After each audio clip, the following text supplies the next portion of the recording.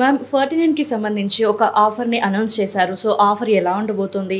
So, ఎన్ని days వరకి ఉంటుంది? ఒక్కసారి వ్యూవర్స్ కోసం చెప్తారా? ఓకే. హలో అండి. This is doctor Harika, fertility specialist, 49 hospital, Secunderabad branch. మనకి ఏంటి అంటే మదర్స్ డే సందర్భంగా 49 హాస్పిటల్‌లో అన్ని బ్రాంచెస్‌లో ఐవీఎఫ్ ప్యాకేజ్ మీద 20,000 డిస్కౌంట్ అనేది ఆఫర్ చేస్తున్నాం. సో, ఈ ఆఫర్ పీరియడ్ వచ్చేసి మే 12 నుంచి జూన్ 12 వరకి.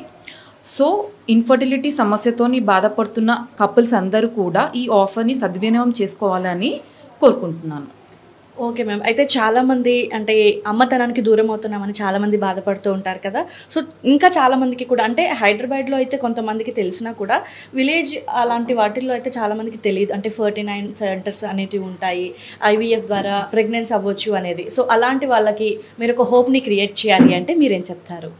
సో, ఏంటి అంటే ఇప్పటికీ కూడా అంటే లైక్ సిటీ సైడ్ కాకుండా విలేజ్ సైడ్ ఒక మిత్ ఉంటుంది. అంటే ఐవీఎఫ్ ప్రెగ్నెన్సీ అనేది లైక్ అవుట్ ఆఫ్ అనేసి ఐవీఎఫ్ ప్రెగ్నెన్సీలో హెల్దీ బేబీ రారు.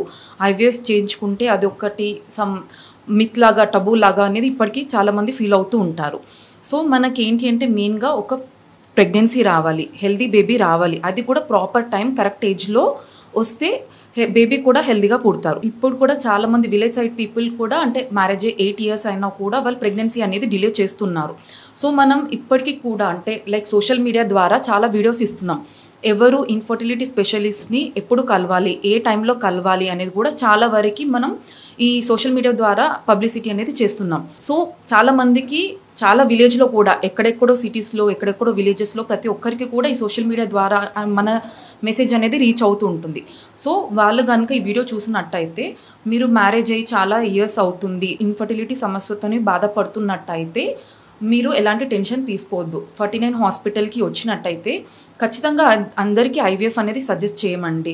ఎవరికి ఏది పద్ధతి అనేది ప్రాపర్గా అడ్వైస్ చేస్తాం. సో, న్యాచురల్ పద్ధతిలో కూడా చాలామందికి ప్రెగ్నెన్సీ వస్తుంది. న్యాచురల్ పద్ధతి వీలు కానప్పుడు చిన్న పద్ధతి అంటే ఐవీఐ ద్వారా కూడా మనం ట్రై చేస్తాం. అప్పుడు కూడా ప్రెగ్నెన్సీ అవ్వకపోతే లేదనేది మేజర్ ప్రాబ్లం ఉన్నట్టయితే మనం ఐవీఎఫ్ అనేది సజెస్ట్ చేస్తాం. Okay ma'am. అంటే కన్సీవ్ అవ్వకపోవటానికి లేట్ మ్యారేజెస్‌ని ఒక పాయింట్‌గా, ఒక మైనస్‌గా భావించొచ్చు అంటారా? సో, లేట్ మ్యారేజెస్ అని మీ పాయింట్ రేస్ చేశారు కదా.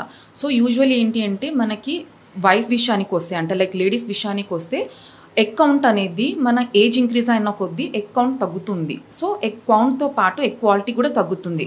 సో, మనకి ప్రెగ్నెన్సీ ఛాన్సెస్ అంటే న్యాచురల్ ప్రెగ్నెన్సీ ఛాన్సెస్ అనేది లేట్ 20s అంటే లైక్ 21 నుంచి 30 వరకు ఛాన్సెస్ ఎక్కువ ఉంటాయి.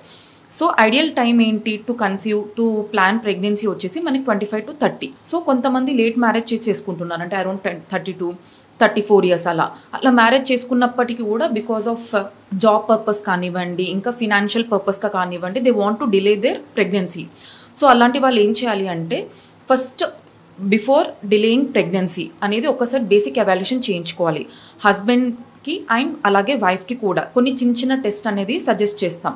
సో, ఆ టెస్ట్ కనుక అంటే like egg count test, semen analysis test, tube test ఇలాంటివి అన్నీ చేసి ఇవన్నీ నార్మల్గా ఉన్నాయనుకుంటే వాళ్ళు ఒక 1 year వరకు డిలే చేసుకోవచ్చు. లేదా మనం ఫస్ట్ టెస్ట్లోనే మనకి కౌంట్ అనేది తక్కువ ఉంది లేదా సెమెన్ అనాలిసిస్లో ప్రాబ్లం ఉంది అన్నప్పుడు వాళ్ళు డిలే చేయొద్దు.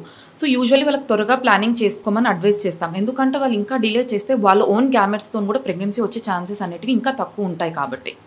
Okay ma'am. అయితే కన్సీవ్ విషయంలో ఎస్పెషల్లీ అంటే మేల్ సైడు కొన్ని ప్రాబ్లమ్స్ ఉంటాయి, ఫీమేల్ సైడ్ కొన్ని ప్రాబ్లమ్స్ ఉంటాయి. సో, మేజర్గా ఇద్దరిది ప్రాబ్లం ఉంటుంది అనుకోవచ్చా? 50-50 ఛాన్సెసా? లేదంటే వన్ సైడే ప్రాబ్లం ఎక్కువగా ఉన్నట్లుగా కనిపిస్తుందా? సో, ఇప్పుడు లాస్ట్ 4-5 years నుంచి చూసినట్టయితే మనం 100 కపుల్ని చూసుకున్నట్టయితే 50 కేసెస్లో మనకి ఫీమేల్ రీజన్ అయితే 50 కేసెస్లో కూడా మేల్ రీజన్స్ ఉన్నాయి. ఇదివరకు ఏంటంటే చాలామందికి ఒక టబు ఉండేది లైక్ ఓన్లీ ఇన్ఫర్టిలిటీ అంటే ఓన్లీ ఫీమేల్ కాజెసే అనుకునేవాళ్ళు. బట్ ఇలా కాదండి.